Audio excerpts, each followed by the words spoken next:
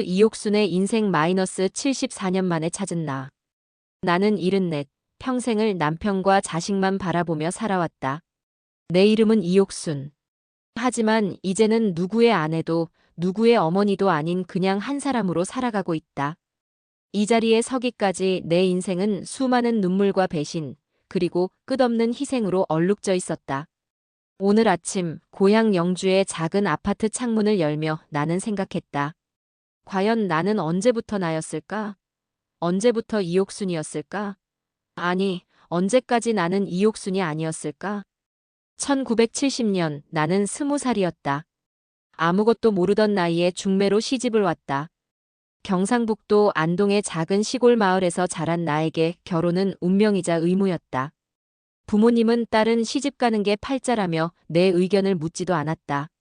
나 역시 그것이 당연하다고 생각했다.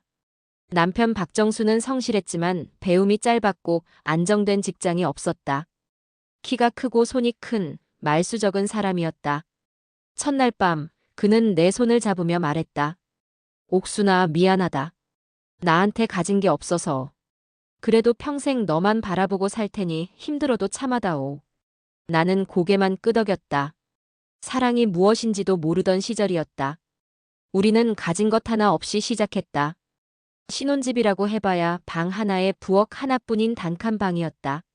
겨울이면 찬바람이 솔솔 들어와 이불을 덮어도 추웠고 여름이면 더위에 잠을 이루지 못했다.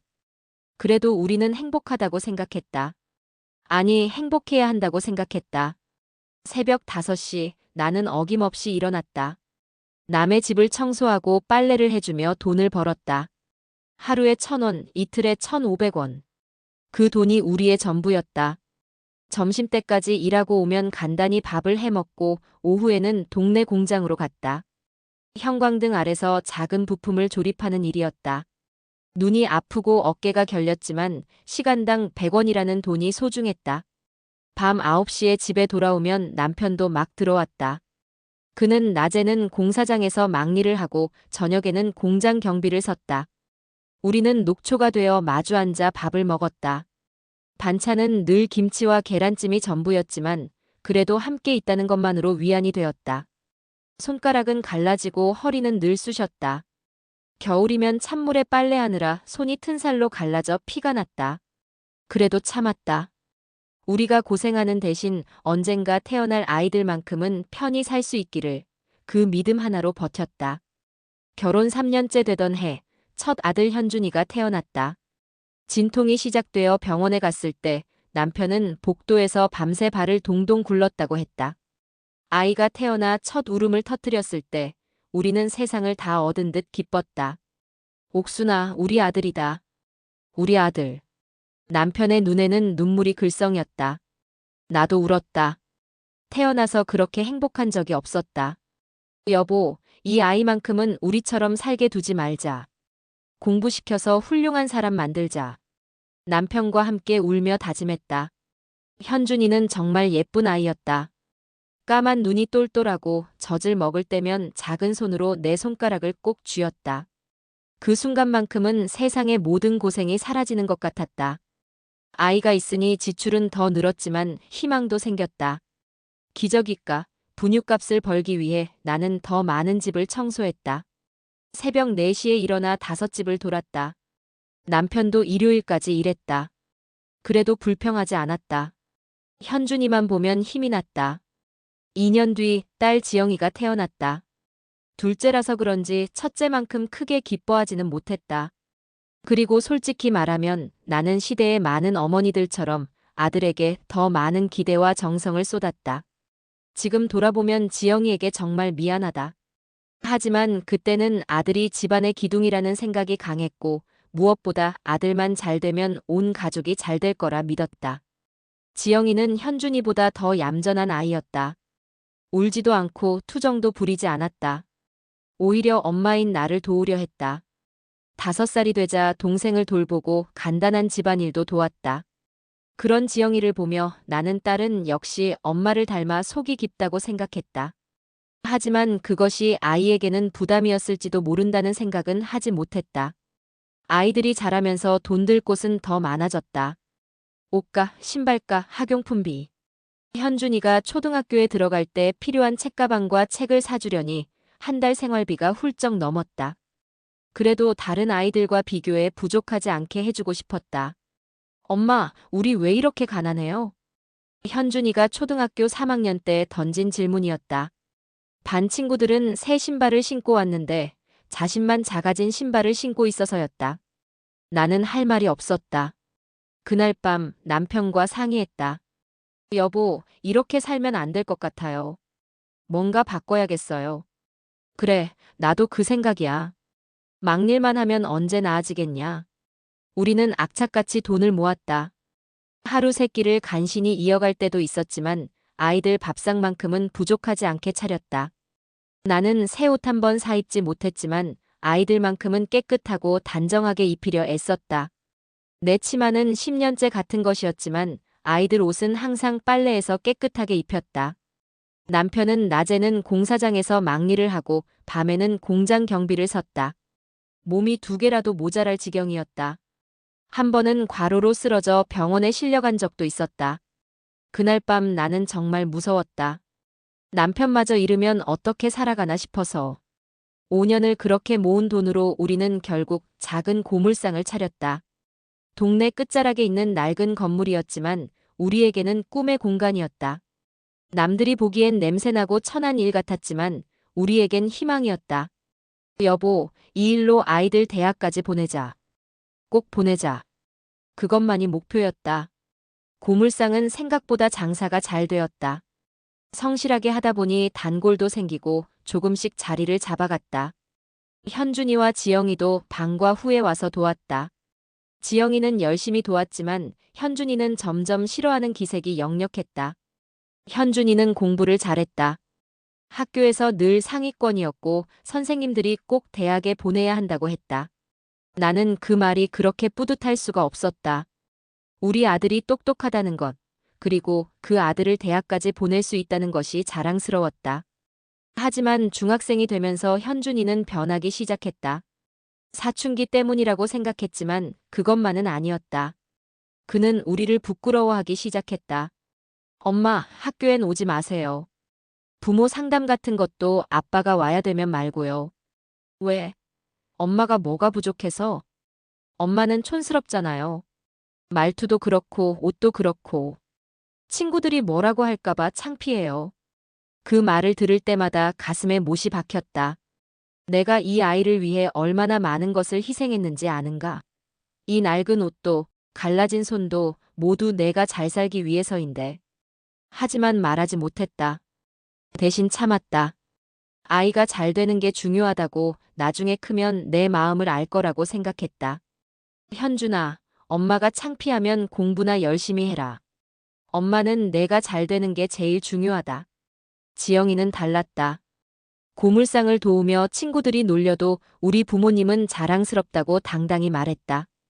현준이가 고물상 일을 창피해할 때 지영이는 오빠, 부모님 덕분에 우리가 공부할 수 있는 거야 라고 말했다.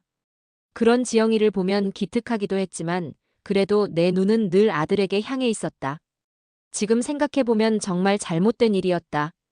지영이에게 너무 미안하다. 고물상이 조금씩 자리를 잡으면서 목돈도 모았다.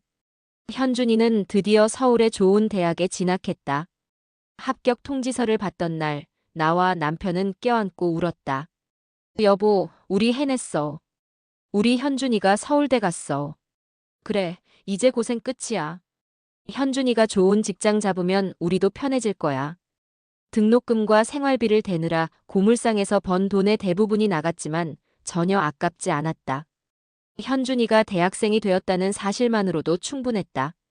지영이도 성실히 학교를 마치고 전문대에 진학했다. 나는 그제야 이제 고생이 끝나려나 했다. 하지만 인생은 언제나 예상과 달랐다. 현준이 대학교 2학년이 되던 해 남편이 갑자기 쓰러졌다. 뇌출혈이었다. 새벽에 갑자기 머리가 아프다며 쓰러진 남편을 업고 병원으로 달려갔다. 수술실 앞에서 기다리는 시간이 그렇게 길게 느껴질 수가 없었다.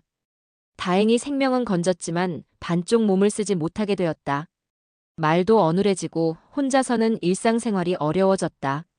나는 병원비와 생활비를 감당하며 간병까지 해야 했다. 고물상도 제대로 운영할 수 없었다.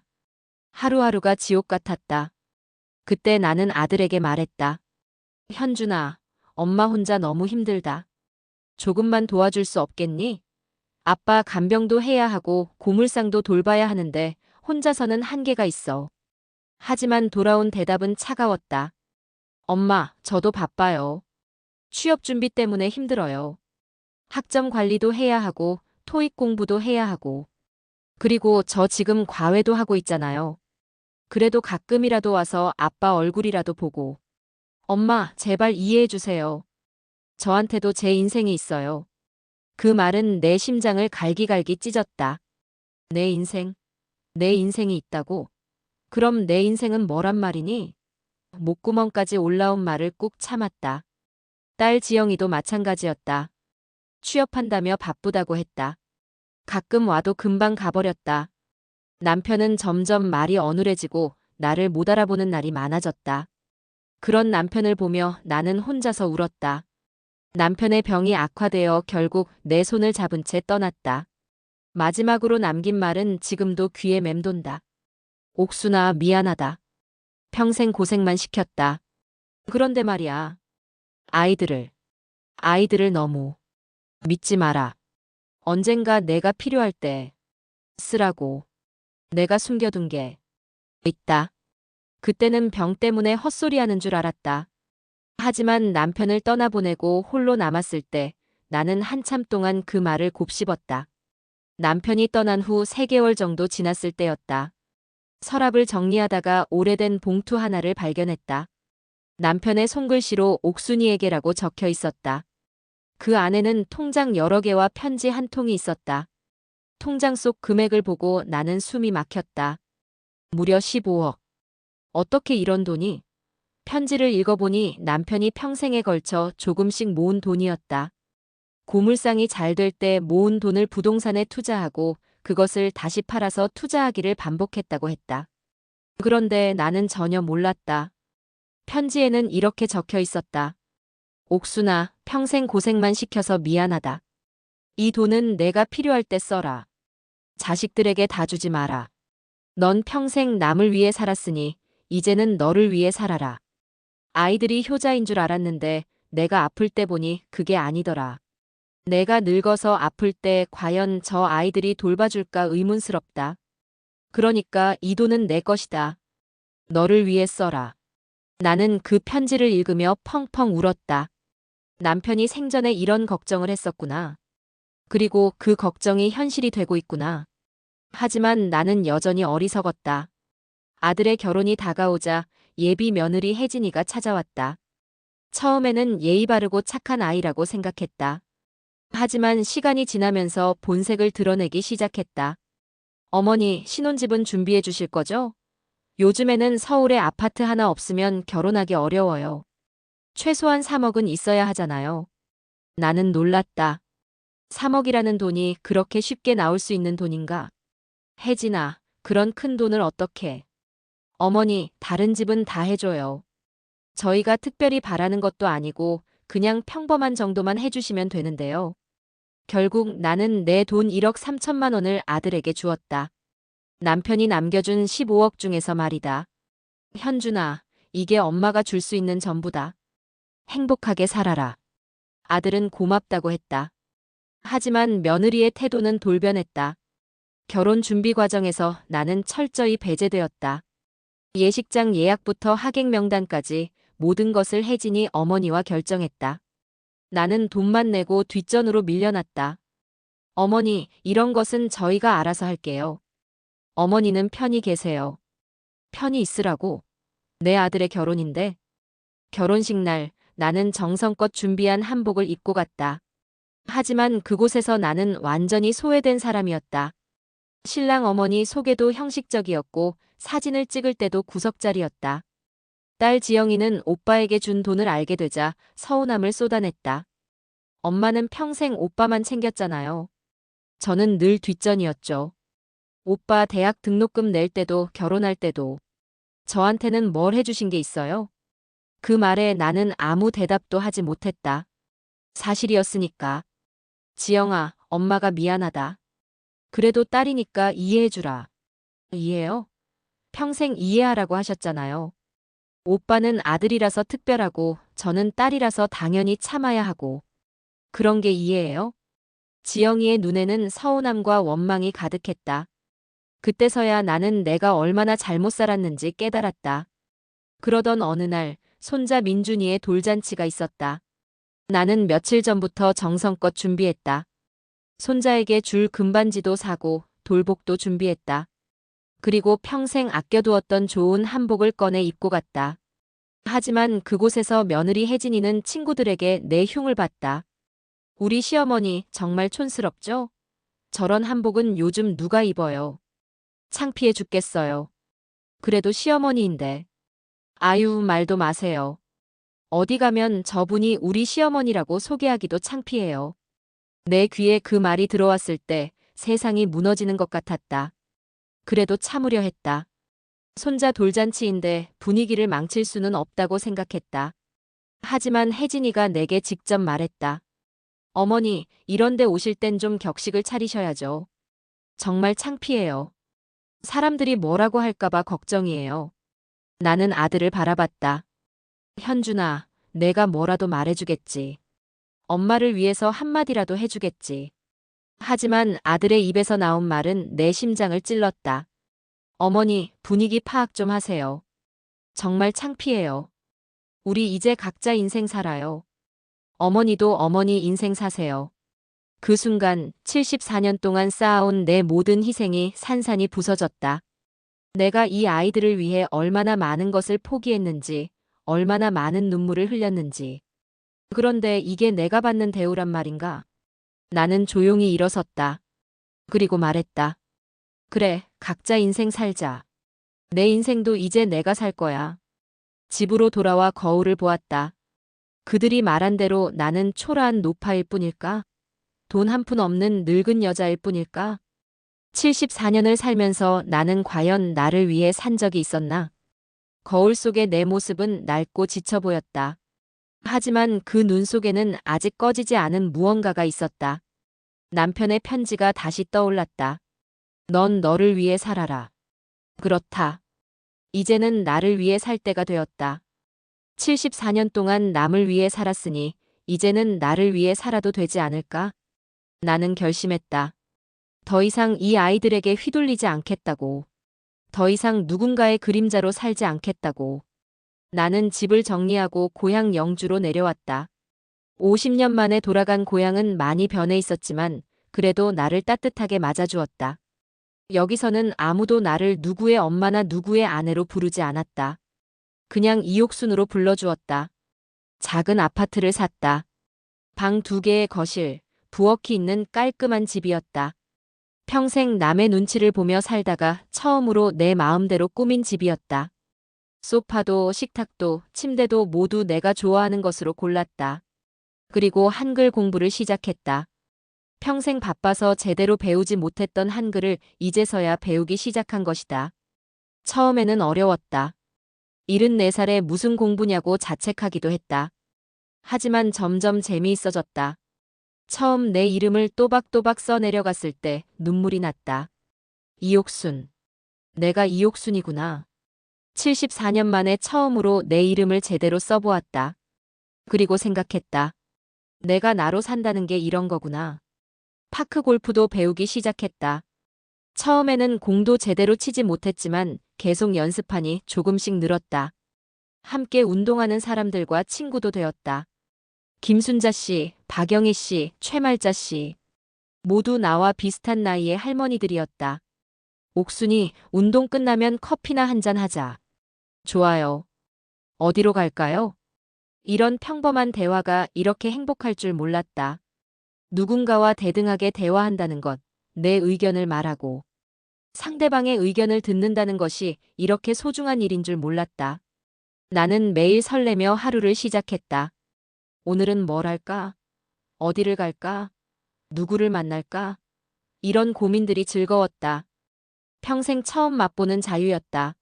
3개월쯤 지났을 때 아들 내외가 찾아왔다. 갑자기 나타나서는 집과 재산에 대해 떠보기 시작했다. 어머니, 이 집 꽤 괜찮네요. 얼마 주고 사셨어요? 그건 왜? 그냥요. 그리고 어머니, 혹시 돈이 좀 있으시면 저희한테 투자하실 생각 없으세요? 사업을 좀 확장하려고 하는데. 아, 이제 돈이 필요해서 왔구나. 딸 지영이도 마찬가지였다. 며칠 후에 찾아와서는 서운함을 토로하며 돈 이야기를 했다. 엄마, 저도 집을 사려고 하는데요. 조금만 도와주실 수 있으세요? 오빠만 도와주시고 저는 왜 안 도와주세요? 그때 나는 단호히 말했다. 그 돈은 내 거야. 이제는 내 인생을 위해 쓸 거야. 평생 너희만 위해 살았으니 이제는 나를 위해 살 거야.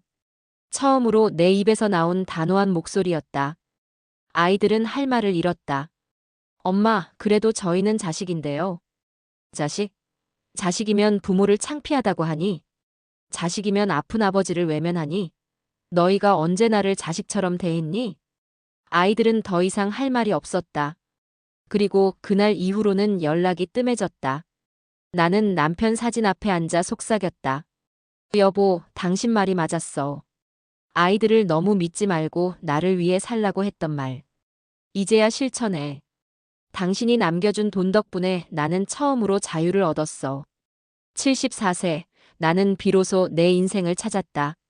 남을 위해 희생하는 게 사랑의 전부가 아님을, 진짜 사랑은 서로를 존중하는 것임을 이제야 알았다. 매일 아침 일어나면 거울을 본다. 그리고 말한다. 안녕, 이옥순. 오늘도 좋은 하루 보내자.